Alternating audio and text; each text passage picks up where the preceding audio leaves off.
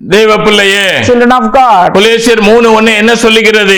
Colossians chapter 3:1 says, நீங்கள் கிறிஸ்துவோடு கூட எழுந்ததுண்டானால், if then you have been raised with Christ, கிறிஸ்து தேவனுடைய வலது பரிசத்தில் வீற்றிருக்க இடத்தில் உள்ள மேலானவைகளை தேடுங்கள்.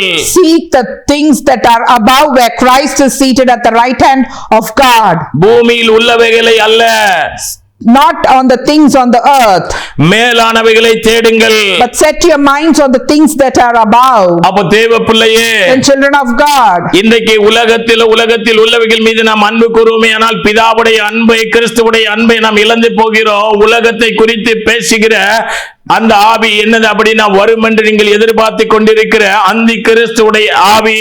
children of God, today if we have love for the world and we are speaking of the worldly things, that is the spirit of the Antichrist, which has already come and which will come. 1 யோவான் 2:18 இப்படியாய் சொல்லுகிறது. 1 John chapter 2 verse 18 says, பிள்ளைகளே, இது கடைசி காலமாய் இருக்கிறது. children, these are the last days. அந்தி கிறிஸ்து வருகிறான் என்று நீங்கள் கேள்விப்பட்டபடி இப்பொழுது அநேக அந்தி கிறிஸ்துகள் இருக்கிறார்கள்.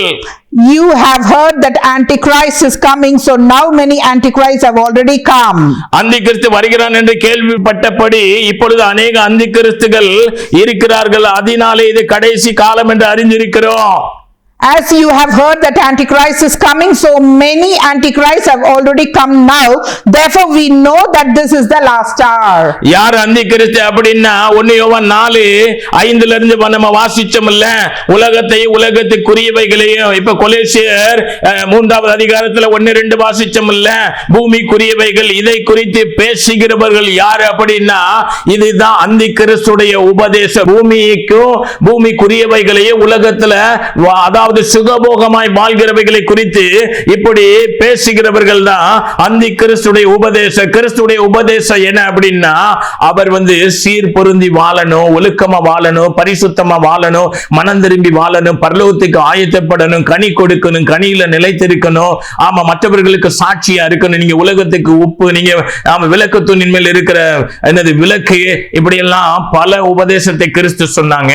ஆனா அந்தி கிறிஸ்துடைய உபதேசம் என்ன அப்படின்னா, முழுக்க இந்த பூமிக்குரிய ஆசீர்வாதத்தை குறித்தே பேசிக் கொண்டிருப்பாங்க. ஆனா இயேசு கிறிஸ்து அவருடைய உபதேசத்துல பூமிக்குரிய ஆசீர்வாதத்தை குறித்து அவர் பேசாம பரலோகத்துக்குரிய ஆசீர்வாதத்தை குறித்து பேசினாங்க. 1000 வருடத்தை குறித்து பேசி இருக்கிறாங்க.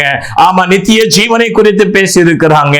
அவரோடு கூட பரலோகத்துல கல்யாண நாள் சந்தோஷப்படுகிறதை குறித்து பேசி இருக்கிறாங்க. தெய்வ பிள்ளையே, இதெல்லாம் விட்டுட்டு இன்னைக்கு உலகத்தை குறித்து பேசி ஜனங்களை ஏமாத்தி வஞ்சித்து இன்றைக்கு ஏமாத்தி கொண்டிருக்கிறார்கள். அதனால நம்ம தெய்வ பிள்ளையே, இது கடைசி காலம். அந்தி கிறிஸ்து வருவான் என்று நம்ம எதிர்பார்த்து கொண்டிருக்கிறோம்ல. அநேக அந்தி கிறிஸ்துகள் இருக்கிறாங்க. இதுல வேற நம்ம சொல்லிடுவோம், சாத்தான் சபை இங்க இருக்குதோ அப்படின்னு கேட்போம். இன்னைக்கு சாத்தான் சபை ஏதோ ஒண்ணு கிடையாதுங்க. இந்த அந்தி கிறிஸ்துடைய உபதேசத்தை போதிக்கிற அவ்வளவு சபையுமே அது சாத்தான் சபை தானே ஒழிய அது கிறிஸ்துவுடைய சபை கிடையாது. கிறிஸ்துவுடைய சபையில கிறிஸ்துவின் உபதேசம் போதிக்கப்படும். அது பரலோகத்துக்குரியவைகள், பூமிக்குரியவைகள் அந்தி கிறிஸ்துடைய உபதேசம். வேதத்திலிருந்து தான் எடுத்து உங்களுக்கு வேத வசனத்தை அறிந்து கொள்ளும்படியாக அந்த வெளிச்சத்தை காண்பித்திருக்கிறேன். ஏன் அப்படின்னா, இது கடைசி காலம். கேட்கிற தேவனுடைய பிள்ளைய, பரலோகத்துக்கு போகணும்னு ஆசைப்பட்டு நீங்க காணப்படுகிறீங்களா? உங்களுடைய பலனை இழந்து போகாதபடிக்கு பூரண பலனை அடையும்படியாக தேவ பிள்ளைய, ஆண்டவர் சொன்னாங்க, என்னுடைய வீடு சகல ஜனங்களுக்கு ஜப வீடு, அதை இன்னைக்கு வியாபார ஸ்தலமாக, கல்லர் குகையாக யார் மாத்தி இருக்கிறாங்க அப்படின்னா, இன்றைய நாட்களிலே அதாவது அந்தி கிறிஸ்துடைய உபதேசத்தை உபதேசித்து கிறிஸ்துவுக்காக ஊழியம் செய்கிறவர்கள் போல நடிக்கிற ஊழியக்காரர்கள். சரியா? அதனால அந்தி கிறிஸ்துடைய ஊழியக்காரன் இன்னார் என்றோ, கிறிஸ்துடைய ஊழியக்காரன் இன்னார் என்றோ, ஆமா, பூமிக்குரியவைகளை பேசுகிற அந்தி கிறிஸ்துடைய ஊழிய, பரலோகத்துக்குரியவைகளை, நித்திய ஜீவனை குறித்து, தேவனுடைய காரியங்களை குறித்து பேசுகிறவன் கிறிஸ்துவுடைய ஊழியக்காரங்கிறத அறிந்து கொள்ளுங்க. வரப்போகிற அழிவுக்கு தப்பித்துக் கொள்ளுவோம். கர்த்தர் கேட்ட ஒவ்வொருவரையும் மனம் திரும்பும்படியாக, உங்களுடைய கண்கள் திறக்கப்படும்படியாக, அறிவு கண்கள் திறக்கப்படும்படியாக, இருதயங்கள் உணர்வடையும்படியாக, உணர்வில்லாதவருடைய இருதயம் என்ன செய்தது? இருள் அடைந்தது என்று நாம் என்ன செய்கிறோம்? ரோமர் 1வது அதிகாரத்தில் வாசிக்கிறோம். அதனால தேவ பிள்ளையே, ஒரு உணர்வுள்ள ஒரு இருதயம் உள்ளவர்களாய் காணப்பட்டு தேவனோடு வாழக்கூடிய ஒரு வாழ்க்கையை நாம் என்ன செய்வோம்? காணப்படுவோம். கேட்ட ஒவ்வொருவரையும் நான் உங்களை ஆசீர்வதிக்கணும்னு சொல்ல வேண்டாங்க. நம்ம வாழ்ந்தாலே நம்ம மேல தானா ஆசீர்வாதம் வரும். அதுல எந்த மாற்றம் கிடையாது. அப்படி ஆசீர்வாதங்களை பெற்றவன்னா, அதனால நான் சொல்லிக்கிறேன், யாருகிட்டையும் போய் என்னைய ஆசீர்வதிக்க ஜெபம் பண்ணுங்க, அது பண்ணுங்க எல்லாம் சொல்றது. நம்ம வாழ்ந்தா நம்மளை ஆண்டவர் ஆசீர்வதிப்பாங்க. அதுல எந்த மாற்றம் கிடையாது. எத்தனை தடை வரட்டும், அவ்வளவு தடையை உடைத்து உன்னை உன்னதமான ஸ்தலத்துல, உயரமான ஸ்தலத்துல, நல்ல வேலையில, நல்ல திருமணம், நல்ல அலைன்ஸ், ஆமா, நல்ல வீடு, நல்ல வசதி, காரு, வாழ்ந்தா எல்லாவற்றையும் பூமியில நீ தேடி அலைய வேண்டாம், தேடி கொண்டு தருகிறவர் தான் நம்முடைய ஆண்டவர். அதுதான் மத்தேயு 6:33 சொல்லுது இல்லையா? முதலாவது தேவனுடைய ராஜ்யம், அவருடைய நீதி. இந்த வாக்கு தத்தத்தை உன் வாழ்க்கையில நீ பிறந்து வாழ்ந்து தேவ ராஜ்யத்துக்குள்ள போற வரைக்கும் இதை பிடிச்சிக்கோ. நம்ம முதல்ல தேவனுடைய ராஜ்யத்தை நீதியும் தேடுனா உலகத்துல உள்ள எல்லா ஆஸ்தி, அந்தஸ்தும், ஐஸ்வர்யமும், வசதியும் குறைய கொடுக்க மாட்டாங்க. மனுஷன் அளந்து கொடுப்பாங்க. நம்ம ஆண்டவர் அளக்காம கொடுப்பார், அளவில்லாமல் கொடுப்பார். அதை பெற்று கர்த்தருடைய வசனத்துல வாழ்ங்க. இதை விட மேலான சந்தோஷம் எனக்கு ஒண்ணுமே கிடையாது. அதுதான் பரலோகம் எதிர்பார்க்குது. இது வேதத்துல உள்ள சத்தியம். இதை தேவன் வெளிப்படுத்தி கொடுத்தபடியினால இதெல்லாம் எழுப்புதலுக்குரிய காரியம். இன்னைக்கு இருக்கிற சபையை வைத்து எழுப்புதல் வராது. இது இன்னைக்கு முழுக்க முழுக்க சபைகள் அந்தி கிறிஸ்துடைய உபதேசத்துல போய்கிட்டு இருக்கு. கல்லர் குகையாய் மாறிட்டு, வியாபார வீடாய் மாறிட்டு, அது மனம் திரும்புவதற்காகத்தான் ஒரு எச்சரிப்பை கொடுக்கிறாங்க. கேட்ட ஒவ்வொருவரை தேவன் ஆசீர்வதிப்பாராக. ஆமென். Children of God, which is the church of the Antichrist? The people who preach the worldly things are the people who preach the doctrines of Antichrist. As we read in 1 John chapter 2 verse 18, 1 John chapter 4 verse 11, and in Colossians chapter 3 verse 1 to 3. But what is the teachings and preachings of Jesus Christ? Jesus Christ came to this world to correct the people, to discipline them, to reprove them. He asked them to repent from sins, to bear fruits. He said, you are the salt of the earth, you are the light of the world. He wants people to live like this. People who lived by the world are the people who listen to the doctrines of Antichrist. But Jesus never preached about the world and the worldly things. But the preachings of Antichrist is fully about the world and worldly things. Jesus always preached about heaven. He always preached about 1,000 years rule. He always preached about eternal life. He always preached about the joy of the wedding with him in the heaven. So you may ask, there is some Satan church here and there, isn't it?